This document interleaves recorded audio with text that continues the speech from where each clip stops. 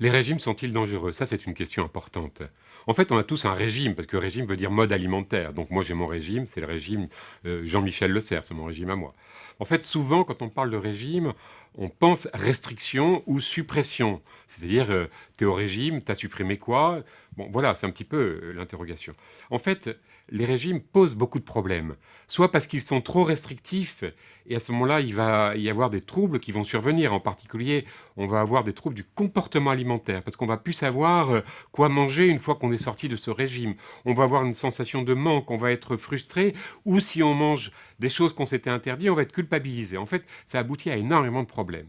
Et puis les régimes restrictifs, en général, quand on cherche à manger moins, absolument moins, forcément moins, entraînent aussi des déséquilibres alimentaires. C'est-à-dire, il y a des choses qui vont manquer, des vitamines, des fibres, etc. Il y a des choses qui vont être en trop. On va se gaver de protéines, par exemple. Donc les régimes amaigrissants sont souvent problématiques.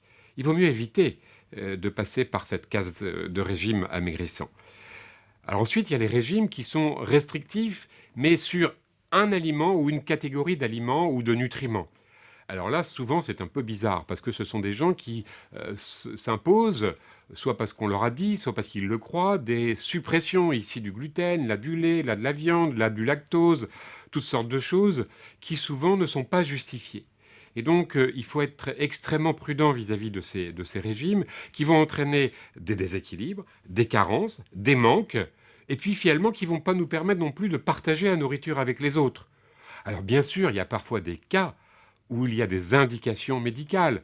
Par exemple, si on a une allergie, alors une allergie aux protéines de lait de vache, mais c'est très rare quand on est adulte, ou quand on a une maladie cœliaque, mais c'est très rare quand on est un jeune. Et donc, bien sûr, dans ces cas-là, il faut un diagnostic médical.